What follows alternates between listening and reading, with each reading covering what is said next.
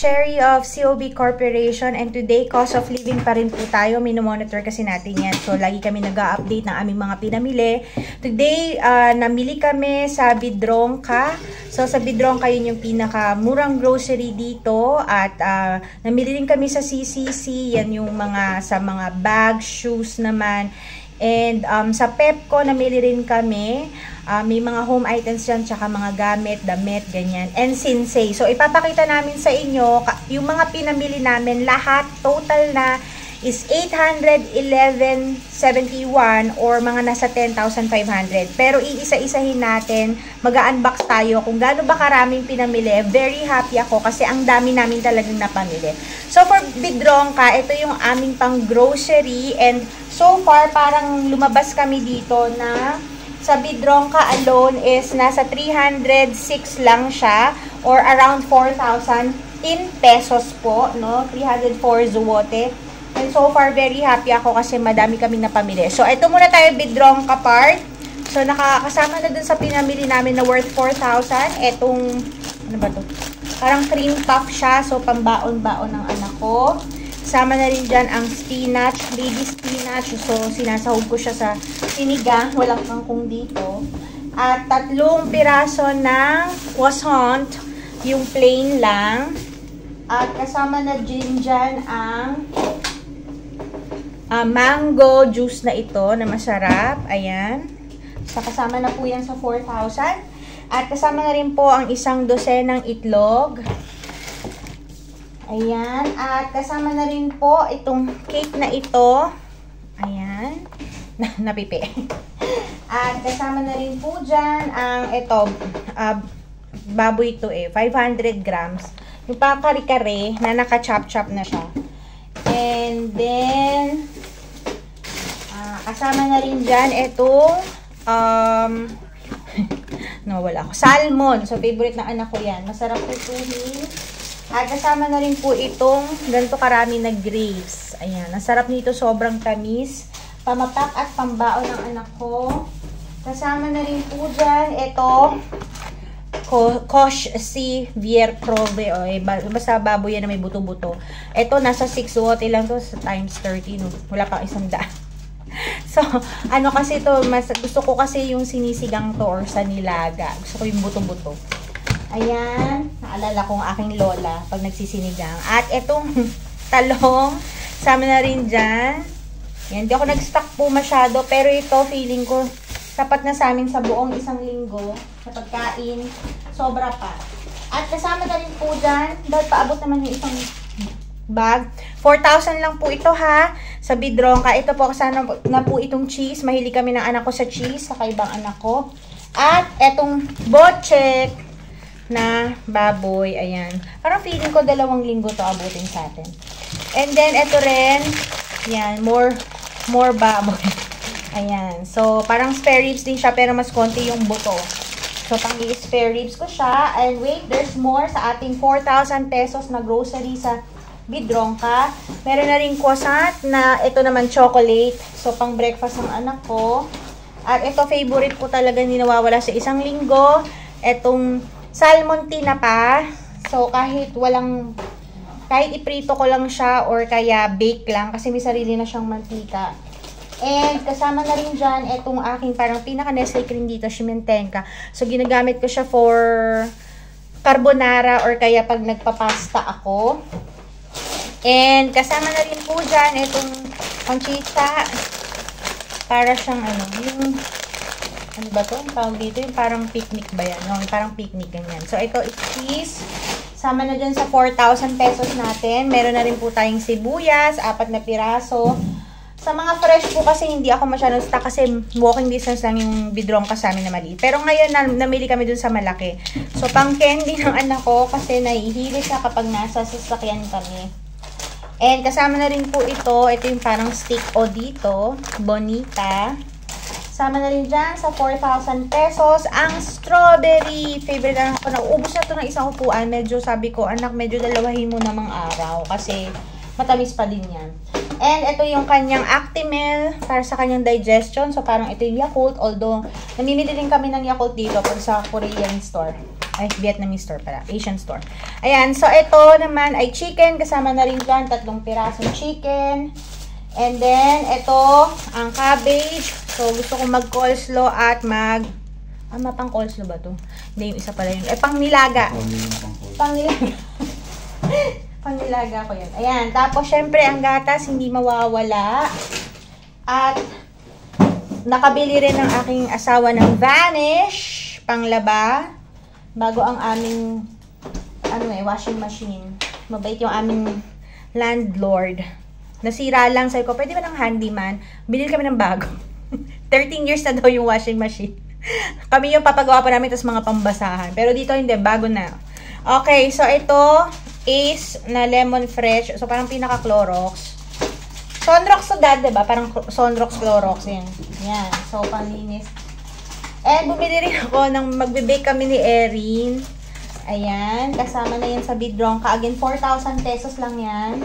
Tapos tissue na pang yung malaki. Pang kitchen. At kasama na rin, meron ka pa bang nilagay doon sa isang bagdad? Hindi, wala na, no? Ito. Ito, itong pasta.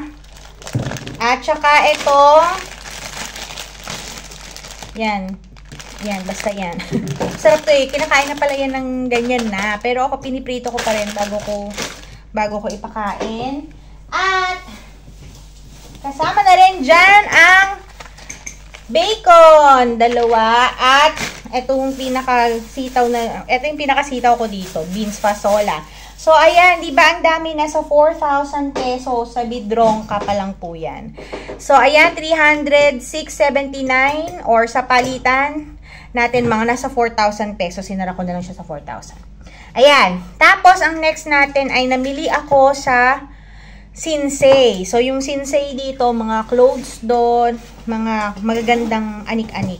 So, ang napamili ko ay nasa 261.93 or 3,400 pesos. Nakabila ko ng bag ni Erin. Waterproof kasi siya. So, mag-autumn na kasi. So, dun din may mga ulan-ulan.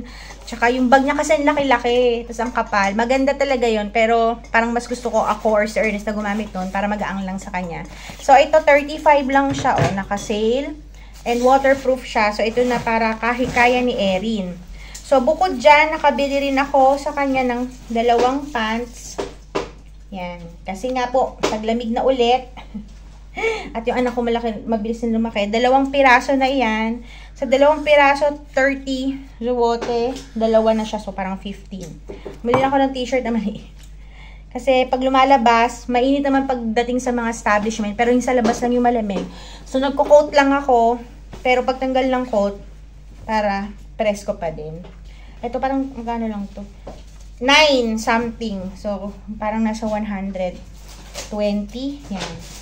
And then, kasama dyan, binili ko na rin. Nakabili kasi ako nito pero malaki pa. So, ito, binili ko yung anak ko kasi pang autumn niya. Parang leather jacket. 39 or 40 zuwote. So, kasama na yan dun sa 3,400 na pamili natin. Plus, nakabili rin ako ng 3 set niya ulit ng mga damit. So, ayan. So, binili ko ulit. Gusto ko kasi ganitong kulay sa kanya. Yan. Kasi lagi siya naka-long sleeve para malamig kasi. Ayan. Tapos, isang pamalit na shirt at saka yung isa pa. So, 3 na yan. Sa 3, 3-pack, 36. O, so, parang 12-12 lang. Okay na, diba? Parang 100 plus lang isa. So, ayan ang napamili natin sa Sinsay. Parang 3,400. Ang saya-saya. At, ang next natin ay napamili natin. Ay, wait lang. Ang dami pa pala. Wait. Sa Sinsay pa rin po ito. Itong jacket na ito. Kinuha ko pink pero mas purple kasi si Erin eh. So, ito kasi may hood. Tsaka pwede siyang mabasa. Tsaka kasi based sa experience namin, ito talaga yung basta may panloob ka is okay na kabog na siya. Ayan. So, yung sa akin, tsaka na lang, may nakita ko dun yung hanggang baba. Tapos may hood din para pwede kang mabasa. Dami ko kasi mga coat pero hindi pwedeng mabasa. So, mas okay itong mga ganito. So, yun ang sa Sinsay. So, diba ang dami? Nasa 3,400 pesos po. Ngayon sa Pepco, ang napamili ko, 53 zuwote or 689. Ito po yung mga napamili ko na. Ayan, so itong candle na to, na pagkabango-bango, meron din ito yung teal, tas may golden at silver. So, bango-bango. Kasi 20 lang to, so 260 lang. Ang tagal-tagal na pong, tsaka amoy talaga sa Bombay. Matagal siya magamit, so ilang months siya tumatagal sa amin. At the same time, magandang nalagyanan niya.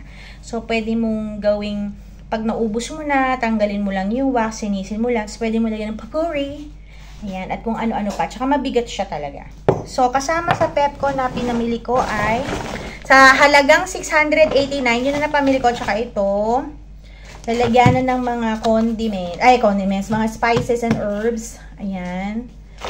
Kasi nasa pack lang eh. Maganda yung kita mo para ganahan kapag nagluluto ka. At itong set ng medyas kay Erin. So, 5 piraso na siya. Sama na po yan sa 700 something natin. 689. At ito, magbibake kami ng cupcake. Yan. So, parang cute. So, ayan. Yan na napamili natin. 689. Diba? Bongga na. So, ito yung 52 lang pala. O, mas mababa pa. Wala. 600, mga 670 something lang. So, ito po yung resibo natin ng Sinsay. Ay, Pepco na 52 something. At ito naman yung sa Sinsay na 261. Ayan. At yung bidrongka. Ito ba yung bidrongka? Hindi, Carrefour yan. Yan, kasi nandiyan pa yung resibo ng Carrefour. Anyway, so, last na natin sa CCC. Ang pinamili natin ay wait lang. Kasama pa po ito dun sa pinamili sa Sinsay. O, diba? Ang bongga talaga ng 3-4. May jacket na si Erin. Meron na siyang mga long sleeves. May shoes. Meron siyang leather jacket pa. At may bag pa siya. O, bongga na. Ang dami talaga. And then, sa CCC naman po ay ang aking asawa ang bumili ng shoes. Kasi, para pwede na sa taglamig at tag-ulan. O, 189 lang to or 2,500. 190. Ayan. 2,500. Kulang-kulang 2,500. Waterproof na siya. Sinujustify niya pa. O na nga eh. Gusto ko nga boots eh. Para, yan. Kasi nagbabike lang siya pag lumalabas. Ayan. So, diba bonggang-bongga na? At ayan po ang ating mga pinamili para po sa ating cost of living video dito sa Poland. Ang dami pa po naming utang. May mga video pa pero kailangan niya pang i-edit kasi mahaba. Hindi ko kayang i-edit pag ako lang. So, ayan po. Ang total po na pinamili natin is 10,552. Dami na po naming napamili pagkain that will last as one. May mag-carry over for definitely for 2 weeks. And then, mga damit para sa ating autumn na kasi malamig na ulit. And may mga panggamit pa tayo sa bahay at shoes ng aking asawa. At yun lang po ang ating cost of living videos. We're creating videos like this para po sa mga interesadong pumunta dito sa Poland at gustong malaman kaya bang mabuhay dito sa Poland. So, 811 po ang ginastos namin pero syempre hindi lang naman siya pang isang linggo. Talagang ang budget namin for food is, grocery is 300 a week. So, talagang for family of 3, kayang mabuhay dito ng 50,000 pesos in a month kasama na ang ating apartment. Medyo mahal pa nga po itong apartment namin kasi nasa Warsaw kami. So, mas mura pa dun sa mga ibang lugar. At syempre, mas mura rin ng mga bilihin sa ibang lugar. Pero, to think na yung capital ng Poland is kaya nyo ng ganito ang cost of living. Talaga pong pwede po kayong mabuhay dito sa Poland. Kahit po minimum wage po ang inyong kukunin. At syempre, lalo na po kung matipid po kayo. Yun lang po. Salamat. Thank you so much. COB Channel of Blessing Corporation SPZU. Do you want to study, work, travel, live in Poland, Europe? There's no age limit, no IELTS, no medical, and you can be a temporary resident in one of the countries with the lowest cost of living in Europe. Plus, you can get high standard of education and quality of life. And you can travel to all 27 European nations visa-free. COB Corporation SPZU is a company that is registered and operates in Poland. Inquire now! We hope to see you here in Poland. Dziękuję, do widzenia!